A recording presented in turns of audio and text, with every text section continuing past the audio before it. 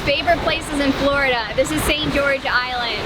This is where I do the bulk of my research, and there's a lot of really interesting ecology that happens on beaches, which are a habitat that most of us are familiar with. So today we're going to talk a little bit about beach anatomy, so we'll talk about the dune system that's over that direction, and then we're also going to talk about all the seaweed that has washed up on the beach and how it's important for shorebirds, for the little crabs and invertebrates that live in the sand, and how it also might help form the basis of our dune system. So we'll get into that and learn a little bit more about the ecology of our beaches. St. George Island is a barrier island. It's just off the coast of Florida, separated by Apalachicola Bay, and about 2 hours away from Tallahassee. And like many of the barrier islands and beaches in Florida, it has this very characteristic dune system. So maybe you recognize the plants behind me. Maybe you've seen the sea oats topping the sand ridges or the vines kind of trailing down from them on your walk from the parking lot or the trail to the beach. This is the foredune. So this habitat is characterized by very low species diversity, so that's why you always see the sea oats on the foredune. That's one of the species that grows really well here. These plants have to deal with salt spray coming from the ocean, burial by sand, very poor nutrients available to them, and drought. So this is a very stressful place for plants to live, and so it's the lowest species diversity that we have in our 3 separate parts of our dune system on the island.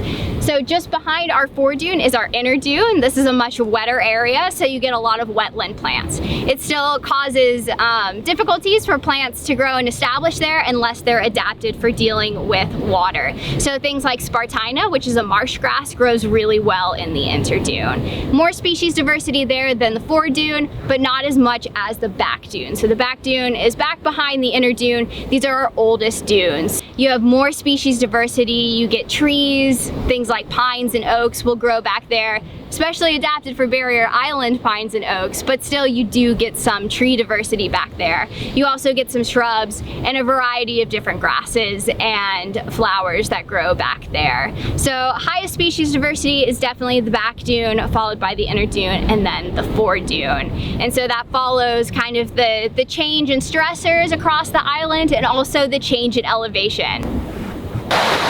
The thing that I'm most excited about on the beach in terms of ecology has to do with all of this stuff that washes up from the ocean.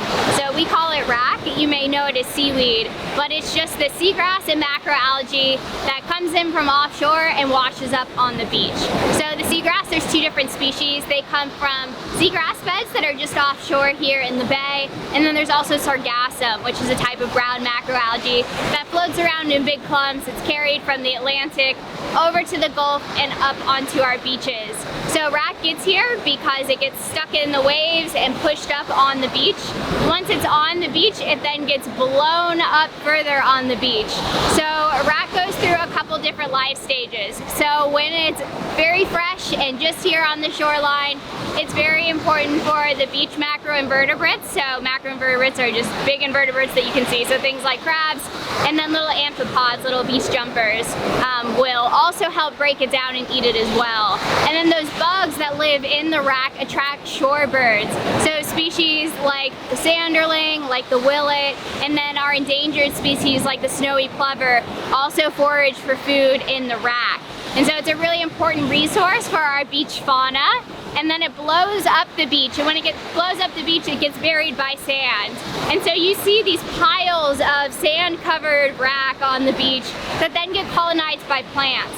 And so we're really interested in understanding how this wrack may be a fertilizer for plants. So like we talked about a little bit earlier with the foredune, this is a very nutrient-poor environment. There's very little nutrients that the plants can get out of the sand, and so they must be getting nutrients from somewhere else.